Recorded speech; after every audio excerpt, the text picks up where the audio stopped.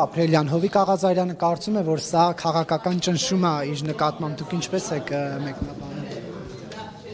Նիկոլ Փաշինյանն ասել է չխոսեք։ Արեգ ջան, լավ էլի ինձ ոչ մեկ չի կարա երկրում ասի խոսամ թե չէ։ Մեկնաբանեք թեման։ Պարոն Խաչատրյան, Հովիկ Աղազարյանը կարծում է, որ սա քաղաքական հետապնդում է, ինչ կասեք։ Դե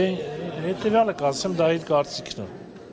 Ուղղակի կարծիքը հայտնել է։ Նիկոլ Փաշինյանն ասեց մեխանիզմներ գտնենք, որ պատգամավորներին մանդատից կարողանանք զրկել, փաստորեն գտակ, հա մեխանիզմ։ Մեխանիզմը օրենսդրությամբ սահմանված է, եւ մենք չենք գտել, դա օրենքով սահմանված է։ Պարոն Խաչատրյան, 2023-ին է հայտնի դարձել Աղազարյանի հետ կապված այդ ենթադրյալ դեպքերը։ Նորմալ է, որ 2025-ին եւ նոր հետապնդում հարցեր։ Այդ հարցերը հենց հիմա պատգամավորները իրավունք ունեն տալու։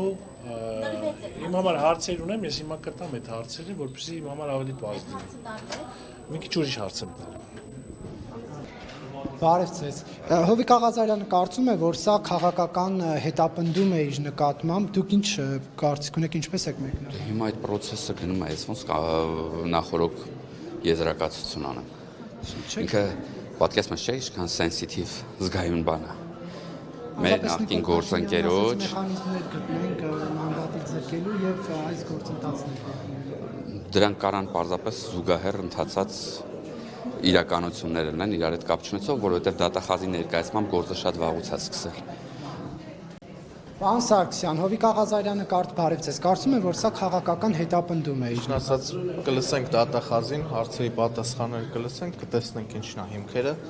եւ ըստ այդմ որ ընդհանուր որոշում կայացվի։ Ձեր մոտ հարց չի առաջանում, որ 23 թվականից սա կար, բայց 29 հարցերը բոլոր առաջացած կտանք, վերջում նոր արդեն պարզ կլինի։